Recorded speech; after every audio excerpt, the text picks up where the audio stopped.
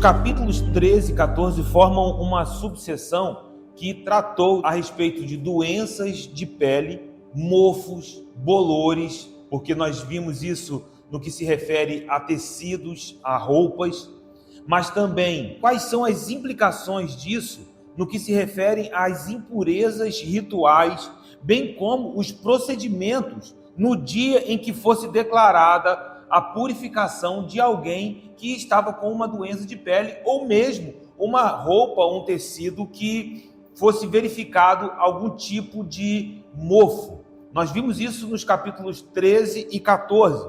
E agora, para fechar esse tema, dentro do capítulo de número 14, surge um desdobramento a respeito do mofo. Entenda que eu estou usando essa expressão mofo, porque se você estiver com uma NVI, a palavra que aparece na minha versão, lepra, é traduzida como mofo. Porque tsaraat, quando se refere à pele, significa doenças de peles. Mas quando se refere a paredes, tecidos ou qualquer outra estrutura, é traduzida como mofo. Então a NVI traduz corretamente essa palavra. Então, quando nós olhamos aqui no versículo de número 34, quando entrardes na terra de Canaã, que vos darei por possessão, e eu enviar a praga da lepra. Se você tem uma NVI, é traduzida como mofo. Até porque uma parede não pode ter lepra, mas sim algum tipo de mofo, algum tipo de bolor. É exatamente o que nós estamos falando aqui a partir do versículo de número 33. O tema desse capítulo são casas infectadas por fungos ou por mofos, bolores. Então, a partir do versículo de número 33, a prescrição aponta para esse aspecto nas casas. Com certeza, a nossa mente moderna, materialista e por vezes até permeada pelo secularismo, poderá se perguntar: o que o mofo numa casa tem a ver com impureza? Então, se nós escavarmos um pouco mais o texto, podemos ir além até dos aspectos culturais e perceberemos que existem princípios que estão por trás dessa prescrição. E esse é o nosso desafio nessa noite. Ir além dos aspectos culturais daquela época e tentar entender o que fundamenta essas prescrições. O que está por trás, quais são os fundamentos. Nessa porção, nós vamos perceber que existe um princípio que é atemporal, a relação entre o homem e o seu ambiente.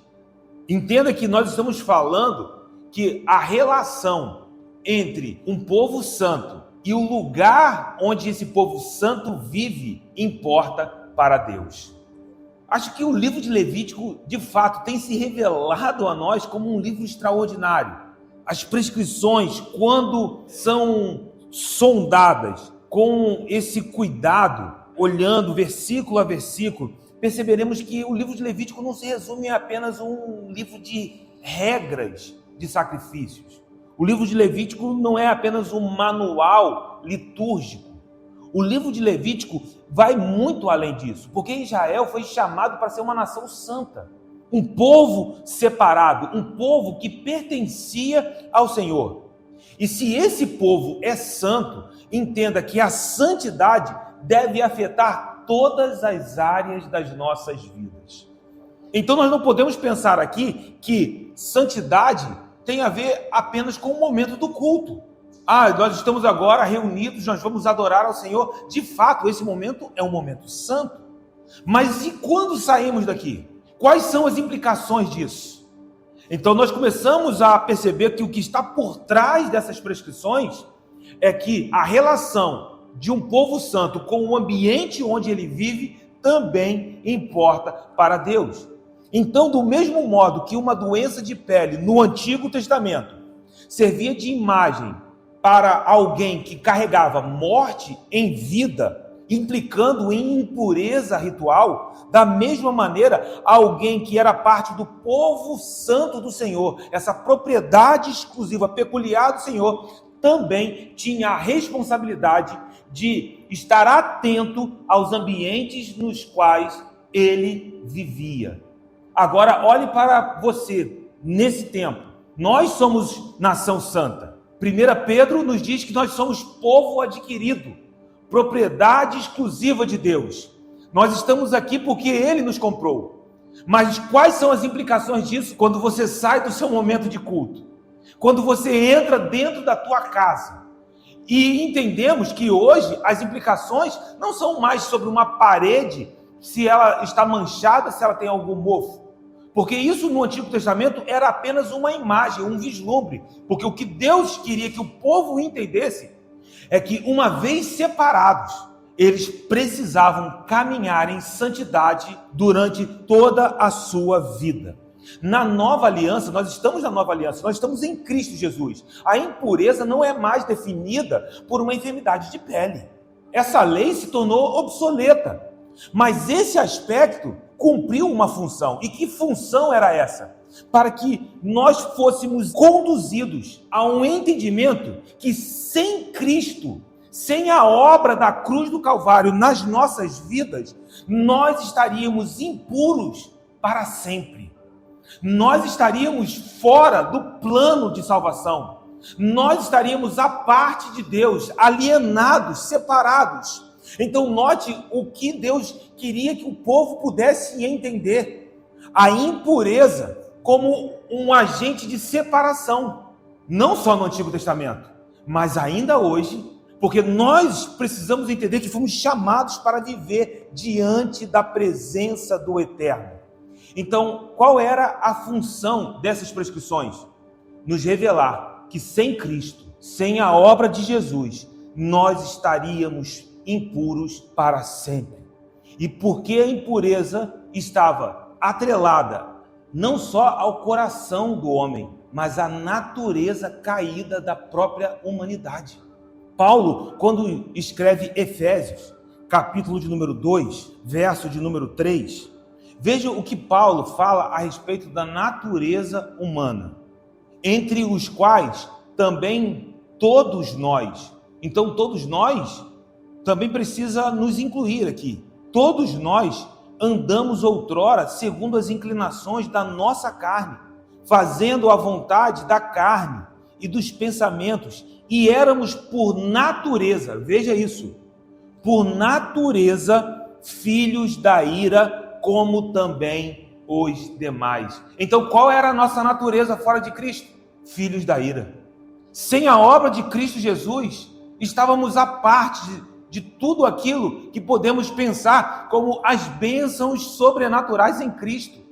Antes da obra de Jesus, estávamos perdidos. E ainda assim, vamos ler outro texto. Marcos, capítulo de número 7, verso de número 20. Veja o que Jesus fala a respeito dos corações. E Jesus dizia: o que sai do homem, isso é o que o contamina.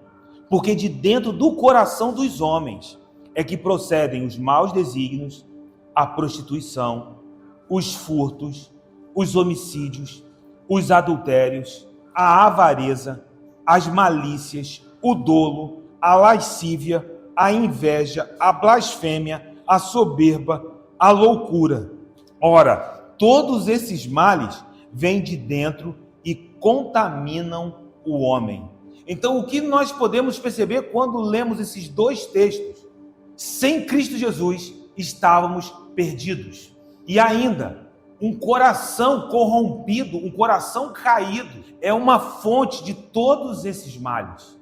É exatamente dentro desse ponto que nós percebemos que a lei está nos apontando de maneira concreta, ainda como placas, como vislumbres, para uma realidade interior. Nós não podemos olhar apenas para um mofo na parede e dizer: essa casa está impura por causa do mofo. Não é esse o princípio. O que está por trás disso é que o mofo em si, ele é uma anomalia. Não era para estar ali, era para que aquela parede estivesse limpa.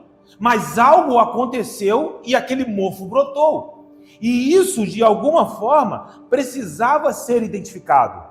Quando olhamos para esse entendimento, uma vez que Cristo mudou a nossa realidade, que Ele nos trouxe para a vida com Ele, e nós temos vida e vida com abundância nele, isso precisa implicar em todas as áreas das nossas vidas. Nós precisamos lidar com as coisas que temos de maneira santa. Esse é o nosso chamado. Então, uma vez que Cristo te restaurou, quais são as implicações disso na tua jornada? Quando você chega na sua casa, no seu relacionamento familiar, nos seus ambientes de trabalho, as pessoas podem ver Cristo em você. As pessoas podem ver um exemplo de santidade, porque dentro das quatro paredes, meu irmão, é muito fácil se parecer como crente, se parecer como cristão. Mas e quando saímos daqui? Será que as paredes estão mofadas? Você pode entender agora na metáfora? Será que as paredes estão com bolores? Ou continuam vendo uma vida transformada? Continuam vendo alguém que teve a sua vida resgatada do império das trevas? Esse é o lugar onde nós nos apoiamos para ler Levítico 14, a partir do verso número 33. Nós não podemos nos prender a um aspecto físico, porque isso está apontando para uma realidade interior. Deus é santo e tudo que pertence a Ele precisa ser afetado por essa santidade. Então, se o nosso Deus é um Deus santo, que isso de fato marque a nossa jornada, porque nós pertencemos a Ele. Nós somos propriedade exclusiva do nosso Deus. Então, o versículo de número 33 começa dessa forma. O Senhor está falando com Moisés e Arão. Disse mais o Senhor a Moisés e Arão: quando entrardes na terra de Canaã, que vos darei por possessão, e eu enviar a praga da lepra a alguma casa da terra da vossa possessão. Dois aspectos a respeito da identidade do Senhor surgem aqui nesse versículo que nós já lemos: fidelidade e soberania. E aí você vai me perguntar assim, mas por quê? Levítico parece ter sido dado a Moisés quando o povo estava acampado ao redor do Sinai. Se você olhar no capítulo de número 7, no verso de número 37, olha o que o texto diz: esta é a lei do holocausto, da oferta de manjares, da oferta pelo pecado, da oferta pela culpa, da consagração e do sacrifício pacífico, que o Senhor ordenou a Moisés, onde? No Monte Sinai, no dia em que ordenou aos filhos de Israel que oferecessem as suas ofertas ao Senhor no deserto do Sinai. Então, parece que o livro de Levítico foi dado a Moisés enquanto o povo estava acampado ao redor do Sinai. Se você olhar Levítico 27, no verso de número 34, há outra referência do Monte Sinai. É o último versículo do livro de Levítico. São estes os mandamentos que o Senhor ordenou a Moisés para os filhos de Israel no Monte Sinai. Então parece que de fato o Levítico foi dado a Moisés nesse acampamento.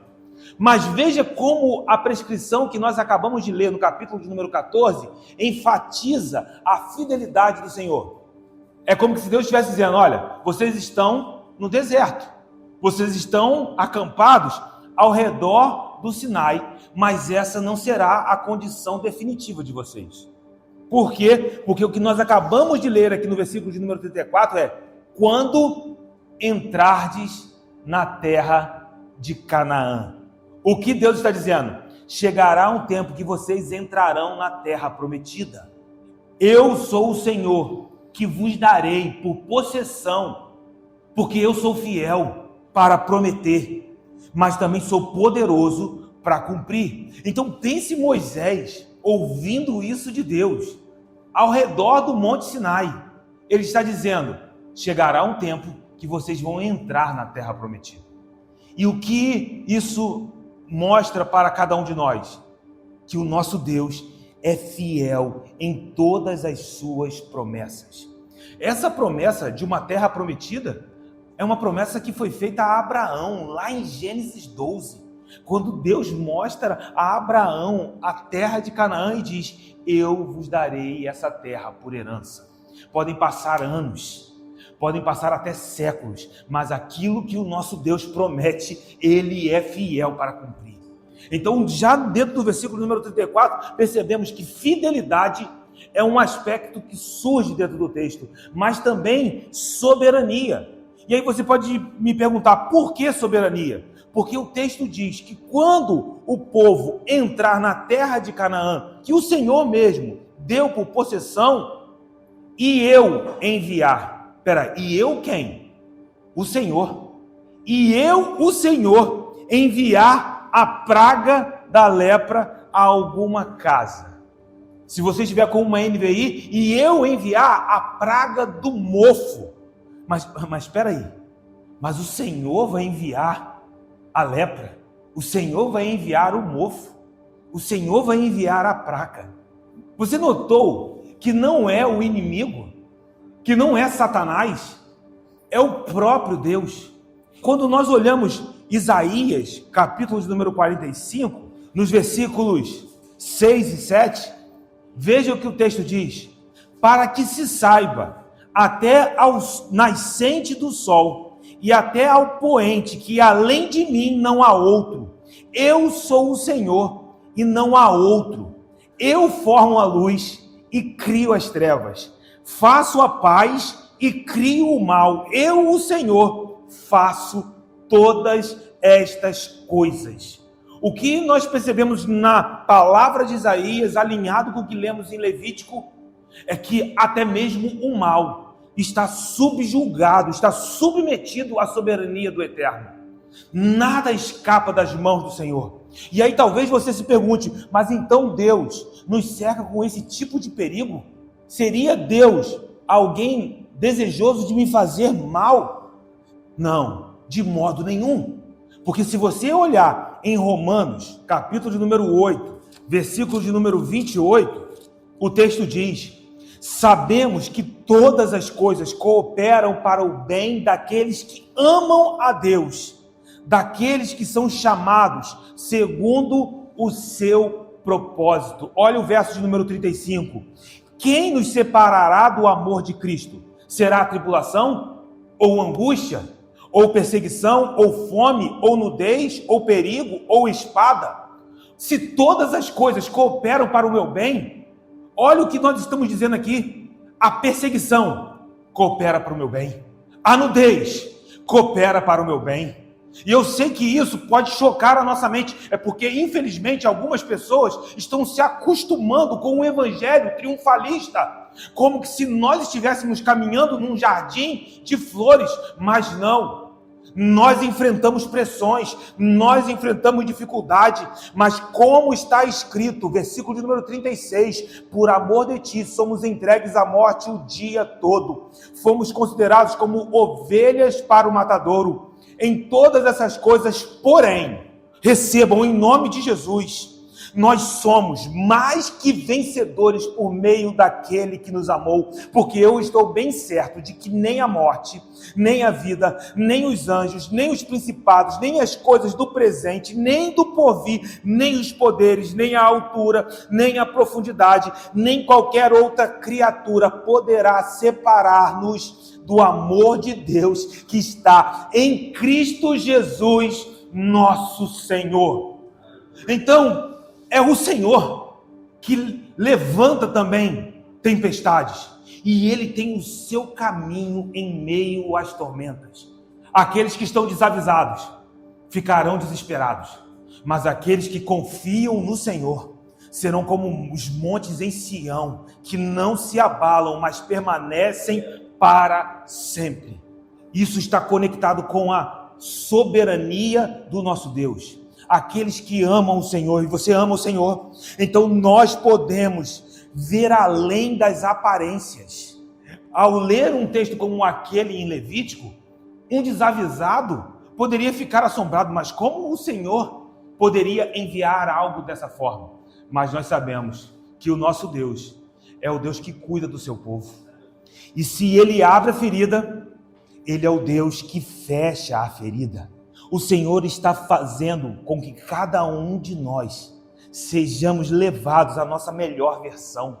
E eu quero avançar de glória em glória, mesmo em meio a cenários que seriam usados pelo inimigo para nos paralisar. Quando nós olhamos a epístola de Tiago, no capítulo de número 1, no verso de número 2, veja o que Tiago diz: meus irmãos, tende por motivo de toda alegria o passardes por várias provações, sabendo que a provação da vossa fé, uma vez confirmada, produz perseverança. Deus está no controle. Confie na soberania daquele que te ama. Então, se Ele é soberano e Ele controla todas as coisas, governos, poderes, principados, nada foge das mãos do nosso Deus. Que o Espírito do Eterno possa estar nos guiando nessa noite. Confie, meu irmão. Então, olhar para aquele versículo precisa nos chamar a atenção para esses dois aspectos. O primeiro, de um Deus fiel, que promete e cumpre. E segundo, de um Deus soberano, que controla todas as coisas. E nem Satanás pode se mover sem que Deus esteja no controle. Esse é o nosso Deus, que está acima de tudo e de todos. E para que possamos celebrar nessa noite, esse Deus todo-poderoso te ama. Então, o versículo número 34 faz surgir de maneira poderosa a fidelidade de um Deus que promete e cumpre e a soberania de um Deus que tem o controle de todos os aspectos da nossa jornada. Isso nos ajuda a entender algo. E o Espírito está falando aqui. Por vezes, enfrentamos tempestades que são até levantes do inimigo. Só que nós precisamos estar com a nossa confiança afinada, sabendo que cada momento da nossa jornada está nas mãos do Todo-Poderoso. Que Satanás não tem autoridade sobre a tua vida. Ah, meu irmão, que isso nos posicione. Isso é crente maduro. Isso é caminhar num lugar onde Deus está afinando a nossa confiança para caminharmos de glória em glória. Avançando dentro do capítulo de número 14 de Levítico, verso número 35, continua. Porque ele diz que então, se alguma praga acometer a casa de alguém, o dono da casa fará saber ao sacerdote, dizendo: parece-me que há como que praga em minha casa. Note que era o dono da casa que deveria estar atento ao surgimento de algum tipo de mofo. Isso é muito importante, porque é um chamado à vigilância. Não é o teu irmão ou o pastor que precisa estar vigiando a tua jornada. O chamado à vigilância é individual. Cada um precisa abraçar esse chamado. E o Espírito está aqui nessa noite nos chamando a um lugar de vigilância. Isso precisa estar latente dentro dos nossos corações. Quando nós olhamos para esse versículo, alguém poderia, não, então é o sacerdote que vigia a casa, que faz a inspeção. Não, antes é o dono da casa. Somos nós que precisamos estar atentos ao nosso convívio, aos nossos relacionamentos, às nossas rodas de amizade. E 1 Pedro, capítulo de número 5, no verso de número 8, veja o que Pedro diz: sede sóbrios e vigilantes. Por quê? Porque o diabo, o vosso adversário, anda em derredor como leão que ruge procurando alguém para devorar. Então Pedro está exortando a igreja, chamando a igreja a um lugar de despertamento. E o que é interessante é que o próprio Pedro aprendeu isso com o mestre. Em Mateus, capítulo de número 26, no verso de número 40, veja o que o texto diz. O contexto é o Getsêmani. Jesus chama Pedro, Tiago e João para o lugar de oração. O versículo de número 40 diz: e voltando para os discípulos, achou-os dormindo, e disse a Pedro: então, nem uma hora puseste vós vigiar comigo? Vigiai e orai, para que não entreis em tentação. O espírito, na verdade, está pronto, mas a carne é fraca. Entenda que o que Pedro escreve lá na sua epístola, no capítulo 5, verso de número 8, é uma lição que ele precisou entender no Getsêmani, porque até mesmo Satanás havia tentado ceifar a vida de Pedro. Quando você olha Lucas, capítulo de número 22, Jesus alerta Pedro e fala desse perigo que rodeou a vida do seu discípulo. Lucas, capítulo de número 22, no verso de número 31, Pedro sendo avisado: Simão, Simão, eis que Satanás vos reclamou para vos peneirar como trigo. Eu, porém, roguei por ti, para que a tua fé não desfaleça. Tu, pois, quando te converteres, fortalece os teus irmãos. Você pode entender que Pedro sentiu, meu irmão, a sombra de Satanás. O próprio Jesus diz: ele tentou ceifar a tua vida, e ele só não ceifou a tua vida porque eu intercedi por você, porque eu roguei por você. Sabe por que nós estamos aqui nessa noite? É porque nós temos um intercessor que está à destra de Deus. Mas ainda assim, uma vez que temos clareza a respeito disso, precisamos abraçar o lugar da oração e da vigilância.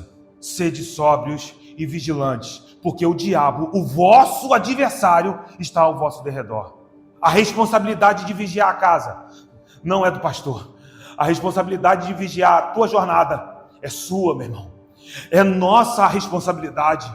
E eu sei que existe um lugar nesta noite para avançarmos, para amadurecermos. Eu sei que existem cadeias que estão sendo quebradas nesse lugar, potestades e principados destronados, porque foram expostos à vergonha na cruz do Calvário. Então, não era o vizinho, era o próprio dono da casa. O que o Espírito me impele a liberar aqui nessa noite: por onde você está pisando, com quem você está falando, como você lida com as coisas que você possui. Nós podemos avançar, nós podemos nos parecer mais com Ele. E então o dono da casa, ao perceber que havia algum tipo de mofo, o dono da casa deveria procurar o sacerdote. Uma vez que ele percebia que alguma coisa estava errada, o dono da casa precisava ir em direção ao sacerdote. Meu irmão, eu quero te dizer nessa noite: se há algo que você entende que é necessário amadurecimento, que é necessário avanço, só existe um nome para clamarmos nessa noite, que é o nome de Jesus, o nosso sumo sacerdote para sempre. Porque o sacerdote, no Antigo Testamento, era a ponte entre Deus e o homem, mas hoje ainda continua sendo. Por quê? Porque nós também temos um sumo sacerdote eterno, imutável, e o nome dele é Jesus Cristo. Então, se nós podemos nos aproximar à sala do trono hoje, é porque nós temos um sumo sacerdote fiel, que nos conhece, sabe as nossas fraquezas e entende as nossas lutas. Então, confie na liderança desse sumo sacerdote perfeito. Você pode ter ousadia hoje para se aproximar da sala do trono. Note como que o texto é detalhista. Não era o vizinho, era o dono da casa que ia até o sacerdote. Ele dizia ao sacerdote: alguma coisa não está bem. Então, uma vez que isso chegava até o sacerdote, o verso de número 36 prossegue: então o sacerdote ordenará que despejem a casa, antes que venha para examinar a praga, para que não seja contaminado tudo o que está na casa. Depois virá o sacerdote para examinar a casa. O que nós acabamos de ler aqui é que a casa precisava ser desocupada. Assim está na versão da NVI. E nisso, a casa era esvaziada.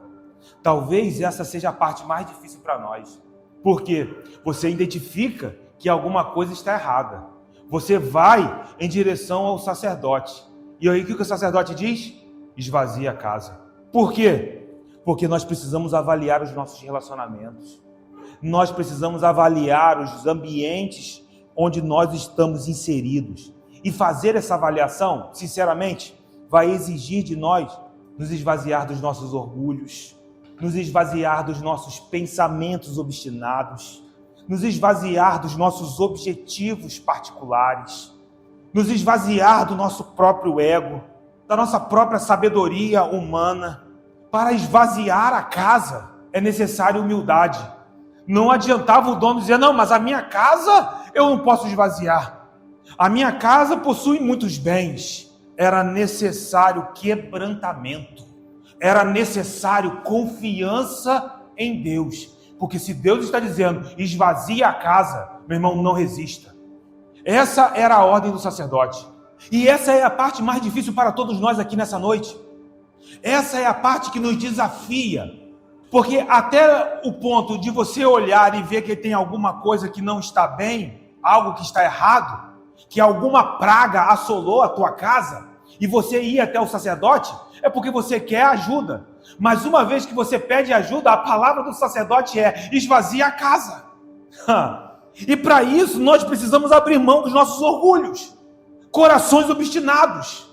Nós precisamos nos esvaziar para que Ele venha. Sabe, e eu sei que estar num lugar como esse é difícil.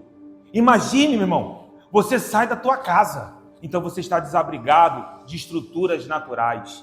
E ser colocado nessa posição, estar desabrigado de estruturas, é se colocar num lugar de vulnerabilidade. Só que quando você se põe em vulnerabilidade debaixo de uma palavra do Eterno, pode ter certeza que o Senhor é o nosso abrigo, Ele é o nosso lugar seguro, porque aquele que habita no esconderijo do Altíssimo, esse encontra lugar de descanso. Mas habitar nesse lugar não é habitar apenas no momento de culto, é viver constantemente diante da presença dEle, entendendo que os olhos do Senhor continuarão nos sondando cada minuto da nossa jornada. É se colocar num lugar de vulnerabilidade. Somente após a casa ser esvaziada é que o sacerdote entra para examinar. Ah, meu Deus! Meu irmão, esse capítulo aqui é poderoso. E vocês estão entendendo que existe uma batalha espiritual sendo travada nesse lugar. Porque isso é a palavra que liberta. É a palavra que quebra grilhões, que desfaz mentiras. Não adianta pedir para que ele entre enquanto a casa estiver ocupada. O sacerdote não entraria na casa enquanto o dono da casa não desocupasse o ambiente. Enquanto houver o nosso orgulho, ele fica esperando, esvazia a casa. E é só o que o texto está dizendo. Uma vez que o dono da casa vai até o sacerdote e pede ajuda, a palavra do sacerdote é: então esvazia a casa, desocupa a casa. E enquanto não nos esvaziarmos de nós mesmos, não abriremos a porta de nossos corações para que Jesus entre em nossas realidades.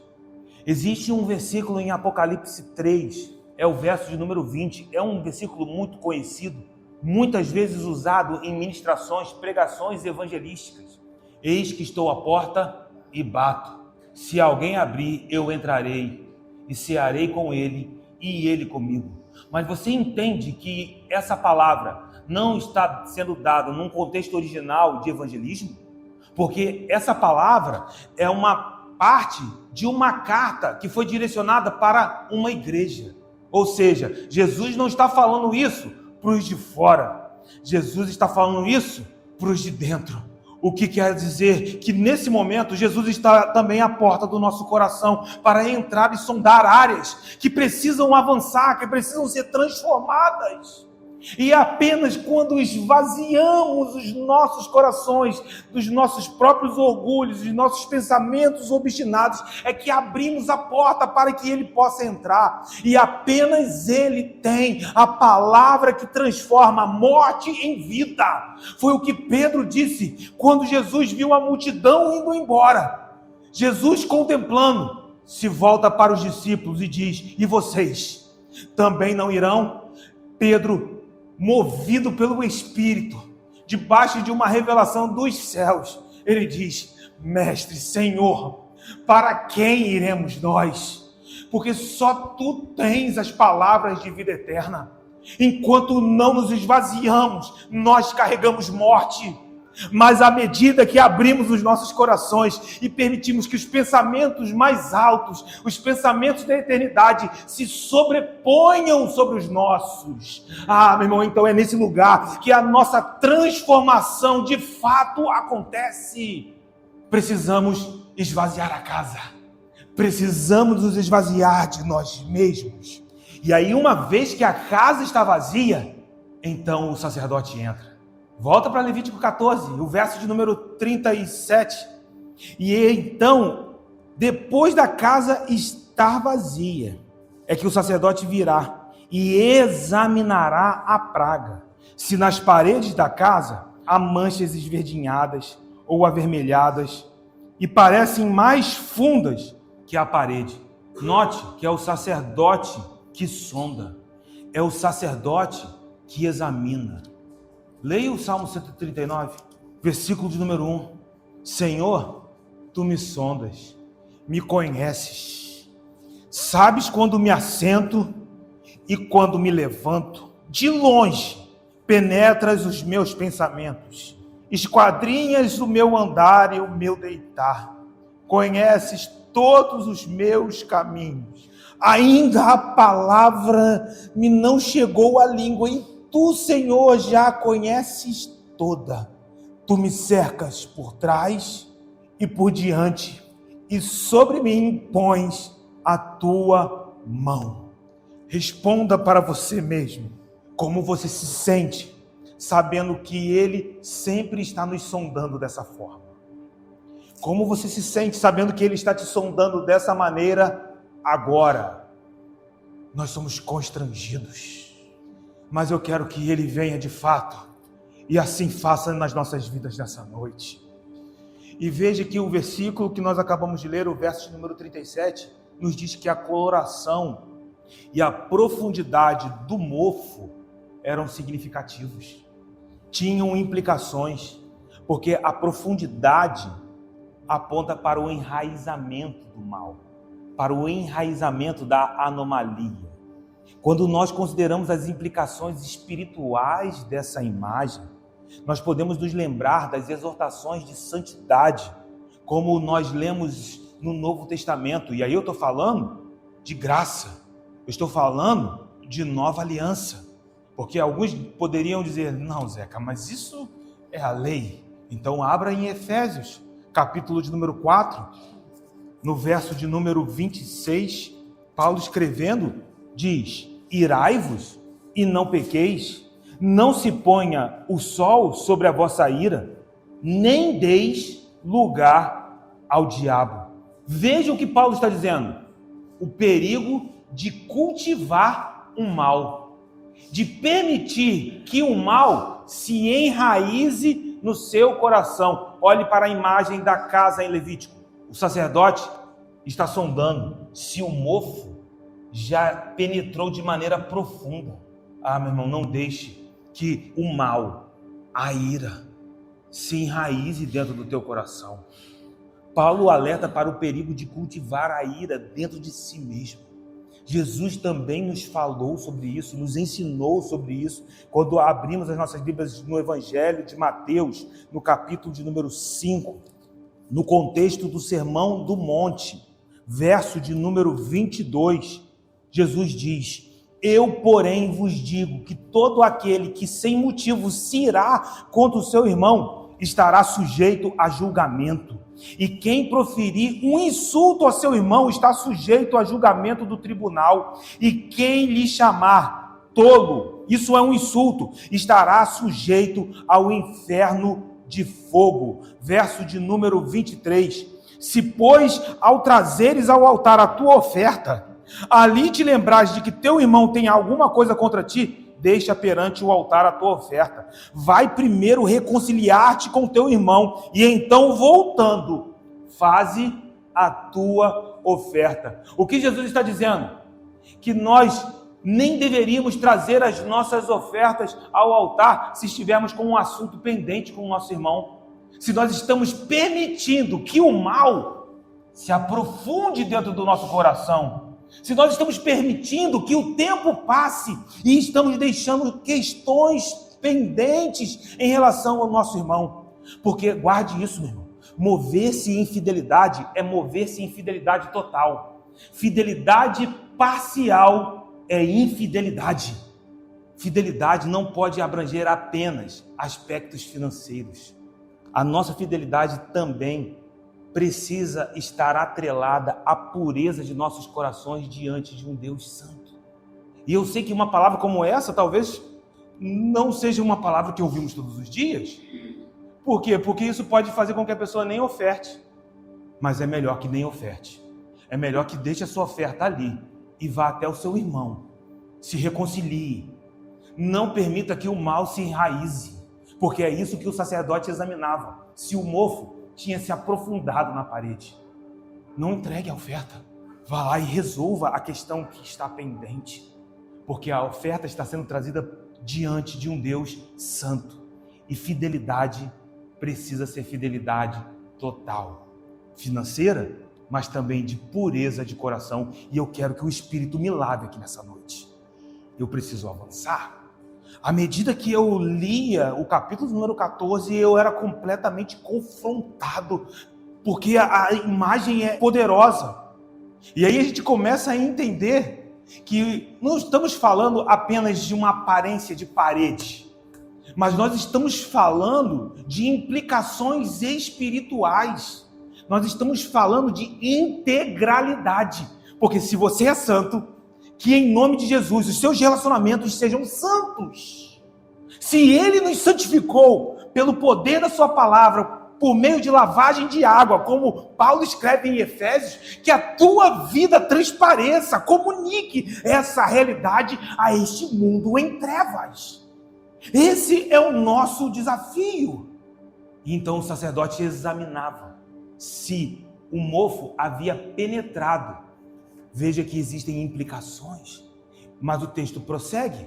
O verso de número 38 diz: e então o sacerdote sairá da casa e a cercará por 7 dias.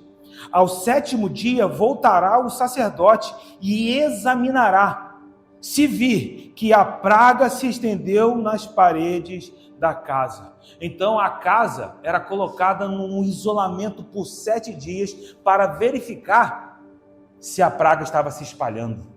É impressionante como o fator tempo é usado por Deus para trazer luz sobre aquilo que estava oculto. Muitas vezes as pessoas estão ansiosas, mas o nosso Deus também tem um tempo em suas mãos. O nosso Deus está na eternidade e Ele tem um cronos em suas mãos. Então Ele usa o tempo para trazer luz, para que então seja de fato revelado aquilo que está em oculto. Não parece estar profundo, mas o nosso Deus não é precipitado. 7 dias. O número 7 é muito significativo nas Escrituras.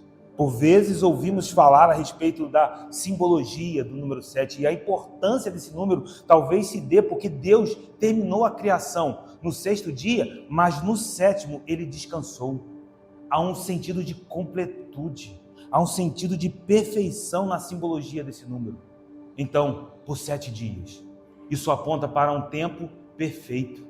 Irmão, confie que Deus está nos cercando aqui nessa noite, que Ele sabe o que está fazendo, que Ele tem o tempo em suas mãos e que esse Deus todo-poderoso, soberano, e que nem o diabo pode se mover sem que Ele esteja debaixo da soberania de Deus, esse Deus todo-poderoso nos ama.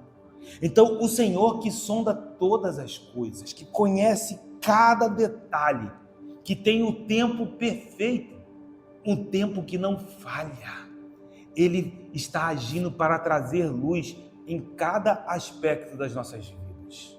E aqui, meu irmão, nos posicionamos em temor. Por quê? Porque quando abrimos a nossa Bíblia em 1 Coríntios, no capítulo de número 4, verso de número 5, ele diz: portanto, nada julgueis antes do tempo, até que venha o Senhor, o qual não somente trará à plena luz as coisas ocultas das trevas, mas também manifestará os desígnios dos corações. E então, cada um receberá o seu louvor da parte de Deus. O tempo perfeito está nas mãos dele. E é ele quem vai trazer luz. Ele está no controle. Isola a casa. Dá tempo. Porque aquilo que está em oculto vai ser trazido para a luz, seja para louvor, seja para vergonha. E isso deve nos posicionar nessa noite. Deve nos trazer confiança, paz, tranquilidade, porque as nossas vidas estão nas mãos do Altíssimo. A tua vida está nas mãos de Deus. Prosseguindo dentro do texto de Levítico, no verso de número 40, o texto diz: ele, o sacerdote, ordenará que arranque as pedras em que estiver a praga e que as lancem fora da cidade num lugar imundo. Lerei o 41. E fará raspar a casa por dentro ao redor, e o pó que houverem raspado lançarão fora da cidade num lugar imundo. Dentro do tempo de isolamento, caso o mofo não tivesse se estendido, uma ação urgente precisava ser realizada. O quê? As pedras mofadas precisavam ser arrancadas. O reboco mofado precisava ser raspado. Todo o cascalho deveria ser lançado fora da cidade. Então, depois do isolamento, caso o mofo não se espalhasse, arranca aquilo que não está alinhado com a santidade de Deus. Arranca essa anomalia, porque vocês são um povo santo e a casa de vocês, o convívio de vocês precisa apontar para a santidade de Deus. Isso nos conecta com os ensinamentos de Jesus, porque podemos fazer analogias com as realidades espirituais. Ainda dentro do Sermão do Monte, no capítulo 5 de Mateus, no verso de número 28 até o 30, veja o que Jesus está falando. Eu, porém, vos digo que qualquer que olhar para uma mulher com intenção impura no coração, já adulterou com ela. Se o teu olho direito te faz tropeçar, arranca-o, lança-o de ti. Ah, meu Deus, arranca a pedra e coloca ela fora do arraial, fora da cidade. Se o teu olho direito te faz tropeçar, arranca-o, lança-o de ti, pois te convém que se perca um dos teus membros e não seja o teu corpo lançado no inferno. E se a tua mão direita te faz tropeçar, corta e a lança de ti, pois te convém que se perca um dos teus membros e não vá todo o teu corpo para o inferno. O que Jesus está dizendo? É uma exortação sobre o risco de uma intenção impura do coração. Ele não está dizendo para você literalmente cortar a tua mão. O que ele está dizendo é que se algum aspecto da sua vida, se algum relacionamento que você está cultivando é em potencial uma pedra de tropeço para a tua jornada, Jesus é enfático: arranque isso da tua vida. O sacerdote isolou a casa, tem uma pedra mofada. O que eu faço? Arranca e leva para fora da cidade. Isso não pode continuar fazendo parte da tua vida. Se alguém tem dificuldades com álcool, meu irmão, não sente num bar nem para beber um refrigerante se isso lhe põe em risco. Se você sentar no bar para beber o seu refrigerante, é lícito. Mas olhar uma pessoa bebendo uma cerveja te põe em risco, não convém. Arranca. Ah, mas não é pecado, mas não convém. Arranque, porque é melhor você perder um membro do teu corpo, você perder a tua liberdade de beber um refrigerante no bar, do que você correr o risco e ir para o inferno e ser lançado na eternidade em condenação. A palavra é direta. Se alguém tem dificuldades com pornografia, não deixe seu computador num quarto isolado. Pegue seu computador e coloque no meio da sala, onde todas as pessoas estarão ali. Ah, mas eu tenho a liberdade de ter um computador dentro do meu quarto? Sim, é lícito. Mas se isso te põe em risco, arranque. Porque é melhor você perder a sua liberdade de ter um computador dentro do quarto do que perder a tua alma e queimar no inferno por toda a eternidade. E as implicações continuam. Se você tem dificuldades com drogas, não se misture ou se assente na roda de pessoas que podem te remeter ao uso. Você tem liberdade para isso. Mas se essa liberdade te põe em risco, arranca. Porque é melhor você perder a sua liberdade por algo que até é lícito, do que você perder a tua vida e ser lançado no mar do inferno. Se você tem uma amizade que se insinua intimamente, não cultive esse tipo de relacionamento. Por quê? Porque é melhor que você deixe de cultivar um relacionamento como esse e se distancie, abrindo mão da tua liberdade, perdendo um pedaço de si, do que você perder a tua alma e ser condenado na eternidade. Arranca a pedra e lança para fora da cidade. É uma palavra necessária. Quando olhamos para isso, em suma, o ensino de Jesus, o ensino que salta nos princípios espirituais em Levítico 14, é: arranque sua mão, se isso lhe faz pecar. Arranque as pedras mofadas, raspe o embolso, porque isso abrirá espaço para a restauração na tua vida. Isso abrirá espaço para avanços, isso abrirá espaço para amadurecimento. Não guarde pedras mofadas de estimação. Não, eu vou arrancar essa pedra, vou colocar outra no lugar, mas eu vou guardar essa pedra ali no canto. Não, lance fora da cidade. Não tenha pedras mofadas de estimação na tua jornada. E só então, guardem isso, quando as pedras mofadas forem arrancadas e lançadas para longe de você, é que se abrirá espaço para que a cura se estabeleça em sua vida, em sua jornada. Não há neutralidade. É isso que nós vemos na continuidade do capítulo, no versículo de número 42. Depois tomarão outras pedras e as porão no lugar das primeiras. Veja a perfeição do texto. Arranca, lança fora e coloca outra no lugar. O que o texto está dizendo? O espaço não fica vazio. Não tem neutralidade. Pedras novas no lugar das pedras mofadas. Coisas novas no lugar das coisas antigas. E o que fazemos para colocar coisas novas nos lugares das coisas antigas? Porque Deus está nos fazendo avançar aqui nessa noite.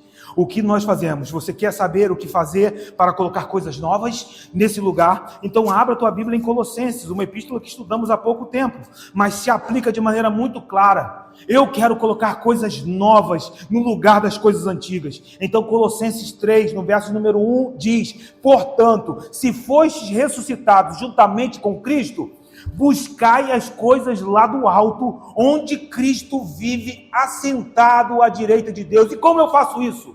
Verso 2, pensai nas coisas lá do alto, não nas que são daqui da terra, porque morreste.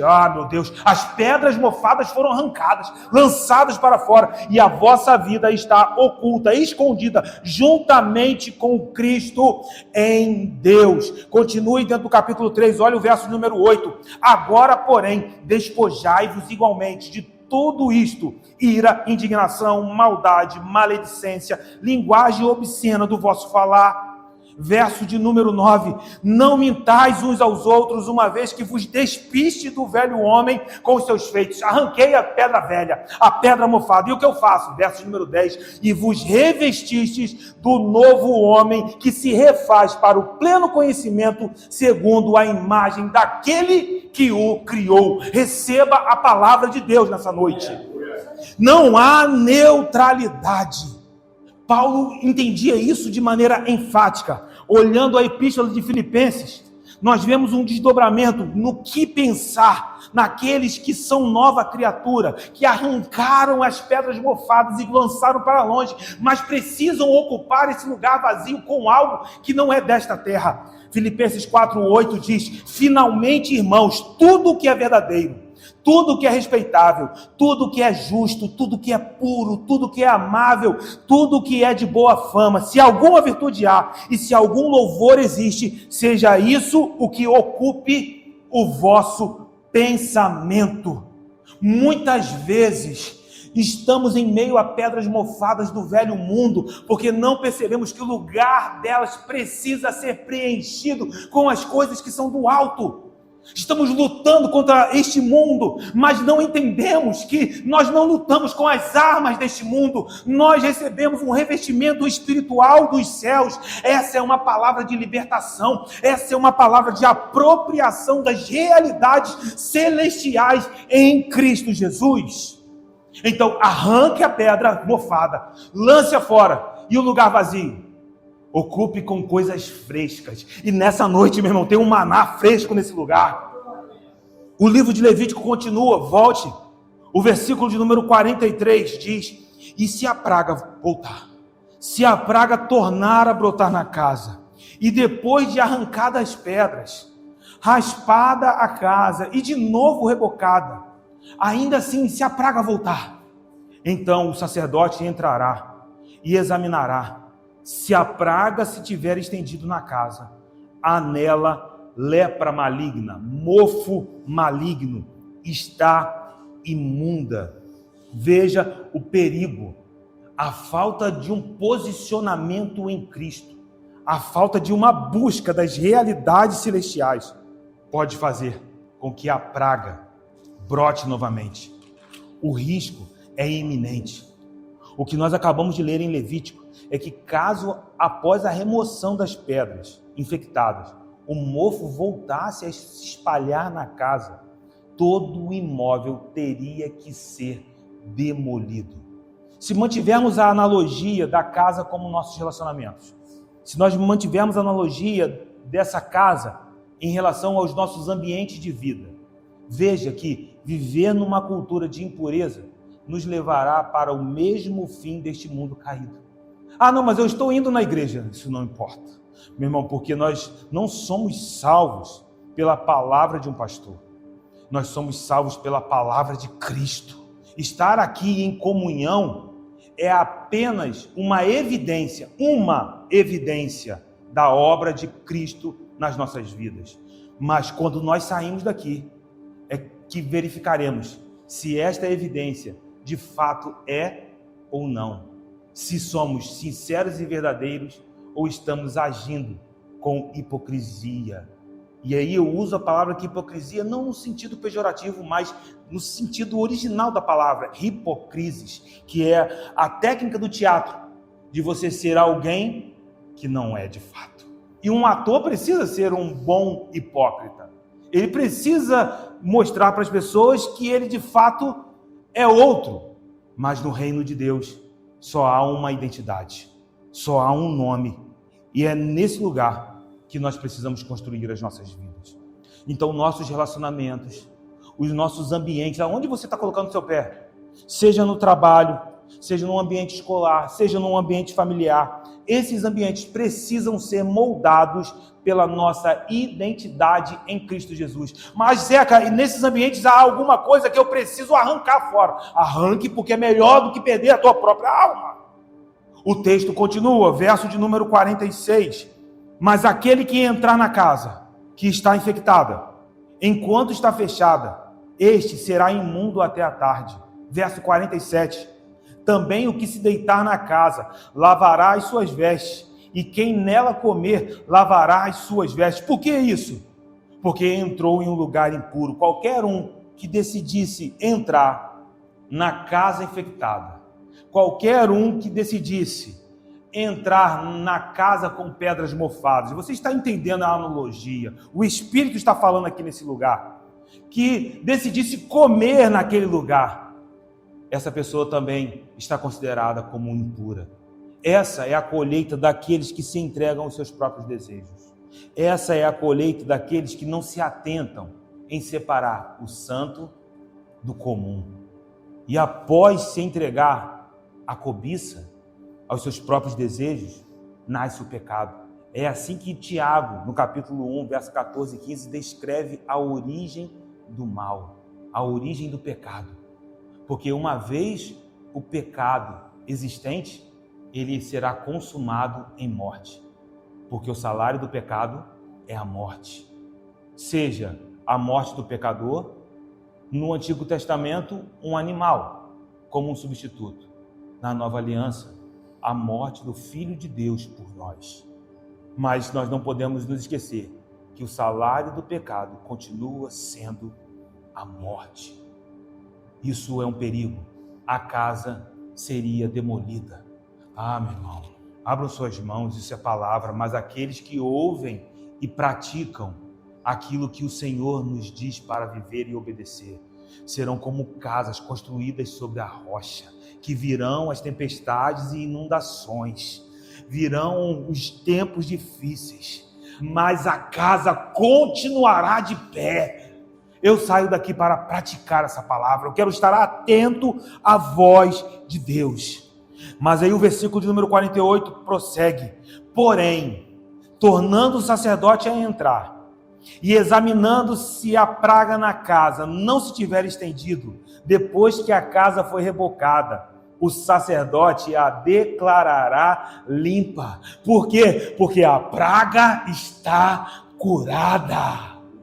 Entenda, meu irmão, que ao remover as pedras mofadas, ao substituir essas pedras com pedras novas de arrependimento, existe uma palavra de graça liberada sobre as nossas vidas, uma palavra de graça liberada em nossa jornada, como João escreve na sua primeira epístola, no capítulo 2, filhinhos meus, estas coisas vos escrevo para que não pequeis.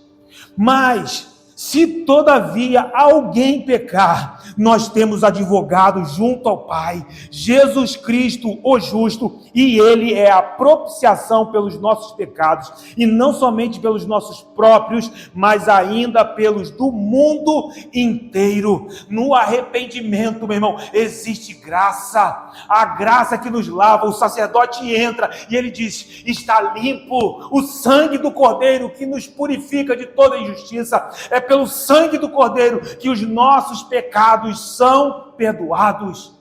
Mas note que no arrependimento existe uma mudança de conduta. Nós não podemos negociar a graça. São aqueles decididos a trazer luz para cada aspecto da sua jornada.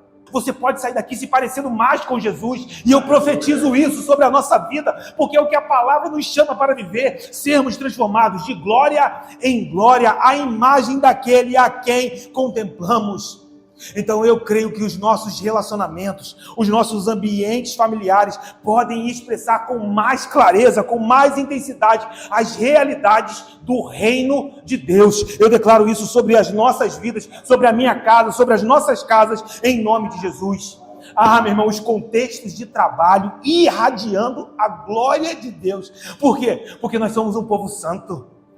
Porque nós não somente temos um nome de povo santo, mas nós manifestamos essa identidade que pertence ao Senhor e que Ele derramou sobre nós. Então o modo como vivemos também importa para o nosso Jesus. Que os nossos contextos, que os nossos ambientes de trabalho sejam declarados puros pelo sumo sacerdote eterno e possam ser dedicados a Ele, meu irmão, que a tua vida seja para a glória dEle, de maneira integral. Por quê? Porque a praga está curada em nome de Jesus. Cadeias quebradas em nome de Jesus. Verso de número 49, uma vez que a casa está declarada limpa, para purificar a casa, tomará 2 aves e pau de cedro e estofo carmesim e isopo, de modo muito semelhante ao que nós vimos na semana passada. Agora, a casa também seria declarada purificada, os lugares assolados, transformados em nome de Jesus. Os mesmos itens de purificação que nós vimos em Levítico 14, no verso número 4, para a purificação de alguém que tivesse sido curado de uma enfermidade, agora é requisitado. Da mesma maneira que nós fomos trazidos de um reino de morte para a vida, porque você foi trazido para a vida, tudo que temos, tudo que possuímos também será afetado por essa transição. Meu irmão, que essa luz possa iluminar os lugares aonde você chegar, porque você é a luz do mundo. Isso, receba. Verso de número 50.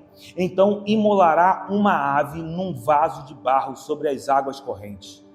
tomará o pau de cedro e o hisopo, e o estofo carmesim e a ave viva, e os molhará no sangue da ave imolada e nas águas correntes, e aspergirá a casa 7 vezes. Note que muito semelhante ao que nós lemos na semana passada. 2 aves eram solicitadas, mas uma delas imolada num vaso de barro sobre águas frescas. Então, se havia algum aspecto de morte ou maldição por causa da praga que havia assolado a casa, isso deveria ser um lembrete. Essa praga é um lembrete de um mundo caído. É um lembrete não de necessariamente um pecado do dono da casa, mas um lembrete que um dia o pecado entrou no mundo. Um lembrete de que um dia a criação foi afetada, porque o mofo é uma praga, é a criação descontrolada. Olhe para Romanos, capítulo de número 8, no verso de número 19 a 22. A ardente expectativa da criação aguarda a revelação dos filhos de Deus. Mas por que essa ardente expectativa? Pois a criação está sujeita à vaidade, não voluntariamente, mas por causa daquele que a sujeitou. Ele está falando da queda, está falando do pecado, na esperança de que a própria criação será redimida do cativeiro da corrupção para a liberdade da glória dos filhos de Deus, porque sabemos que toda a criação a um só tempo geme e suporta angústias até agora. A criação geme, o mofo, um lembrete, algo está fora do lugar. Se isso é uma imagem da queda, de que um dia algo foi quebrado, então é necessário um sacrifício. A ave precisava ser imolada para a purificação de uma casa que tivesse a praga sarada. Então, meu irmão, não basta apenas dizer fomos sarados. É preciso que caminhemos num lugar de purificação, caminhemos num lugar de pureza de coração. Hoje, o sacrifício de Jesus que nos purificou de todas as injustiças também nos habilita a dedicar tudo o que temos, a nossa vida, as nossas posses para a glória de Deus. Comamos ou bebamos, o que fizermos, todas as nossas ações, nossas palavras, que sejam para a glória de Deus, porque o nosso chamado é um chamado à integralidade, e isso é um princípio no livro de Levítico. Após o sacrifício, o sangue se misturava com a água que estava no vaso de barro. Essa água era aspergida 7 vezes na casa. Isso simbolizava que aquele ambiente estava purificado. O sangue que purifica, mas a água que nos remete à pureza de um novo nascimento, um lugar de novos começos. Mas esses lugares de novos começos só se estabelecem uma vez que arrancamos a pedra mofada, lançamos para longe, colocamos aquilo que recebemos do alto no lugar, para então caminhar de glória em glória. Essa imagem é uma imagem muito vívida, porque se isso de fato está acontecendo em nossos corações aqui e agora, olhe para o versículo de número 52. Assim purificará aquela casa com o sangue da ave, e com as águas correntes, e com a ave viva, e com o pau de cedro, e com o hisopo, e com o estofo carmesim. Então soltará a ave viva para fora da cidade, para o campo aberto. Assim fará expiação pela casa, de maneira vívida, um novo começo. Meu irmão, se nós estamos em Cristo, as coisas velhas se passaram e tudo se fez novo. Vemos como que a obra de Cristo em nossas vidas opera de maneira integral. Todo o nosso cotidiano precisa manifestar a pureza dos nossos corações. É necessário que os nossos relacionamentos reflitam a obra de Cristo Jesus na cruz do Calvário. E eu creio, meu irmão, que esse é o chamado para cada um de nós, como povo do Senhor. Coisas que comunicam pureza, santidade ao Senhor. Famílias que são cheias da presença do Eterno. Famílias que serão a continuidade da adoração que é ministrado no momento de culto. Nós estamos aqui, a presença do Senhor está nesse lugar, mas que essa presença continue enchendo as nossas casas para a glória de Deus. É assim, esta é a lei de toda sorte de pragas, de lepra e de tinha, verso 55, e da lepra das vestes e das casas, e da inchação e da pústula e das manchas lustrosas, mas com um objetivo, para ensinar quando qualquer coisa é pura ou impura, limpa ou imunda. Qual é o objetivo? Aqui está a suma do capítulo 13 e o capítulo 14. A suma é: aprendam a separar o santo do comum, o puro do impuro, porque nós fomos chamados a uma vida de santidade. Assim como o povo deveria entender que ter o Senhor como Deus era uma oportunidade, era um convite à plenitude de vida, isso também deveria refletir em cada área dos cotidianos daquelas pessoas. Você acha que esse princípio hoje mudou?